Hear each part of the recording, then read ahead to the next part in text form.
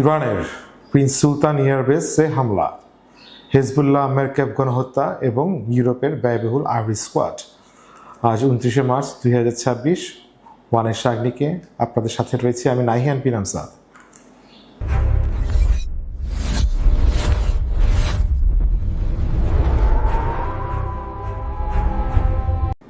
27শে March 2026 শুক্রবার ইরানের 6টি ব্যালিস্টিক মিসাইল এবং 29টি ড্রোন দিয়ে আক্রমণ করে সৌদি আরবের প্রিন্স সুলতান এয়ারবেস। কয়েকটি KC-135 স্ট্রাটো ট্যাঙ্কার রিফুয়েলিং বিমান ক্ষতিগ্রস্ত বা ধ্বংস হয়েছে বলে স্যাটেলাইট ইমেজে দেখা গিয়েছে। কিছু রিপোর্টে সুনির্দিষ্ট 3টি বিমান ধ্বংসের কথা বলা হয়েছে, যার প্রতিটির আনুমানিক মূল্য $79 মিলিয়ন। এই ঘটনা আলোড়ন ফেলে দেয় পুরো পৃথিবীতে। পরে আরও একটি খবর জানা যায়, ধ্বংস হয়ে যাওয়া বিমানের মাঝে একটি ছিল E3 সেন্ট্রি। এই E3 সেন্ট্রি বিমানটি মূলত পুরো যুদ্ধের চোখ হিসেবে কাজ করে। এটি একটি অ্যাওয়াক্স হচ্ছে airborne warning and control system. এটি শত শত মাইল জুড়ে প্রতিটি ড্রোন, মিসাইল এবং বিমানের গতিবিধি পর্যবেক্ষণ করে এবং কাকে কোথায় আঘাত আনতে হবে সে নির্দেশনা দেয়। একসময় আমেরিকান বহরে 30টি E3 বিমান ছিল, বর্তমানে মাত্র 16টির মতো বিমান টিকে আছে। এটি মার্কিন বিমান লজিস্টিক অপারেশনের উপর একটি বিরাট আঘাত। বিমানের সাথে আরও 12 জন মার্কিন সৈন্য আহত হয়েছে বলে জানা গিয়েছে। এদের মধ্যে 2 জনের অবস্থা খুবই গুরুতর। এরপর ইরানে তাণ্ডব চালায় ইসরায়েল। ইরানের ইস্পাহান শহরে গুরুত্বপূর্ণ পারমাণবিক প্রযুক্তি কেন্দ্রে ইয়াজাদের আর্দাকান ইয়েলো কেক প্রোডাকশন প্লান্টে, নাতানজে ইরানের প্রধান ইউরেনিয়াম সমৃদ্ধিকরণ কমপ্লেক্সে, পারচিনে সামরিক এবং সম্ভাব্য পারমাণবিক সংশ্লিষ্ট সাইটে, আরকাদে খোয়ান্দাব হেভিওয়েট ওয়াটার কমপ্লেক্স, যেটি প্লুটোনিয়াম উৎপাদন স্থাপনা কেন্দ্র, ক্ষেপণাস্ত্র উৎপাদন সাইট, বিদ্যুৎ কেন্দ্র, মোবারাকে স্টিল কমপ্লেক্স সহ বড় বড় ইস্পাত কারখানাগুলোতে ব্যাপক হামলা চালায় ইসরায়েল। এর পাল্টা জবাবে ইরান, হুতি এবং হিজবুল্লাহ তেল আবিবে কোঅর্ডিনেটেড ব্যাপক হামলা চালায়। Hezbollah anti tank guided missile ATGM ব্যবহার করে ইসরায়েলি মেরকাভা মেইন ব্যাটল ট্যাঙ্কে লেবাননে ধ্বংস করেছে।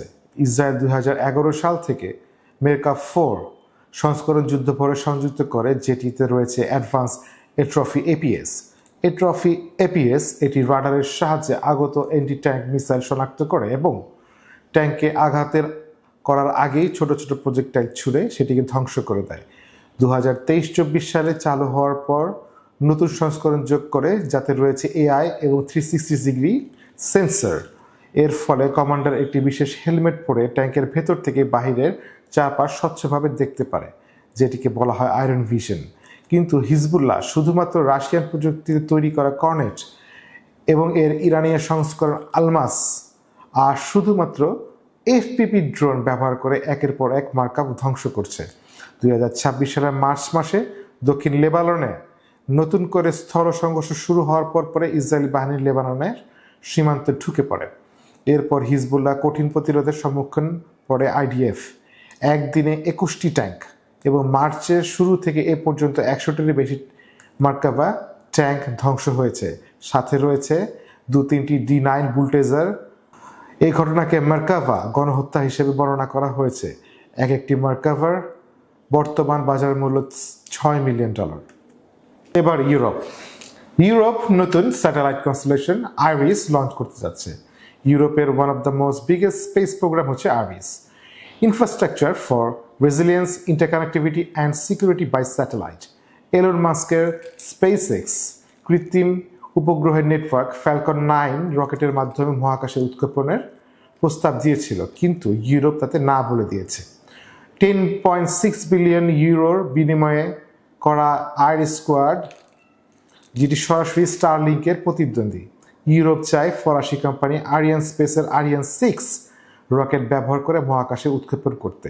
আরিয়ান 6 রকেট রিইউজেবল বা পূর্ণ ব্যবহারযোগ্য নয়, তাই এটি বেশ ব্যয়বহুল। ফ্যালকন 9 এর তুলনায় আরিয়ান 6 এর মাধ্যমে স্যাটেলাইট প্রতি উৎক্ষেপণে খরচ প্রায় 5 গুণ বেশি হওয়া সত্ত্বেও ইউরোপ সিদ্ধান্ত নিয়েছে যে আমেরিকার প্রযুক্তির উপর নির্ভরশীলতার মতো স্ট্র্যাটেজিক বা কৌশলগত দুর্বলতা তারা আর মেনে নেবে না। অর্থাৎ আমেরিকার উপর নির্ভরতা এড়াতে এই বিশাল বাড়তি অর্থ ব্যয় করতেও তারা প্রস্তুত। 2029-30 সালের মধ্যে নিম্ন এবং মাঝারি কক্ষপথে 290টি স্যাটেলাইট নিয়ে এই নেটওয়ার্ক কার্যকর হবে। ইউরোপ চায় না যে তার ডেটা, ইন্টারনেট, যোগাযোগ ব্যবস্থা, ক্লাউড, এআই বা স্যাটেলাইট নেটওয়ার্ক অন্য দেশ, বিশেষ করে যুক্তরাষ্ট্র বা চীন বা বিদেশি কোম্পানি যেমন স্টারলিংক, গুগল, অ্যামাজন এর উপর নির্ভরশীল থাকুক। এটি স্ট্র্যাটেজিক অটোনমি বা কৌশলগত স্বাধীনতার একটি গুরুত্বপূর্ণ অংশ। ডিজিটাল সভারেনিটির আয়তায় ইউরোপ নিজস্ব নেভিগেশন সিস্টেম গ্যালিলিও, যা জিপিএস এর বিকল্প, 2022 সালের মার্চ থেকে ইউতে বিক্রিত প্রত্যেকটি স্মার্টফোনে বাধ্যতামূলক করা হয়েছে। ভূ রাজনৈতিক উত্তেজনার সময় মার্কিন সামরিক বাহিনীর নিয়ন্ত্রিত ব্যবস্থার উপর নির্ভর করা বিপজ্জনক হতে পারে। গ্যালিলিও সম্পূর্ণ এনক্রিপ্টেড এবং সংকটের সময়ও নিরবিচ্ছিন্ন সার্ভিস গ্যারান্টি দেয়, যা জিপিএস দেয় না।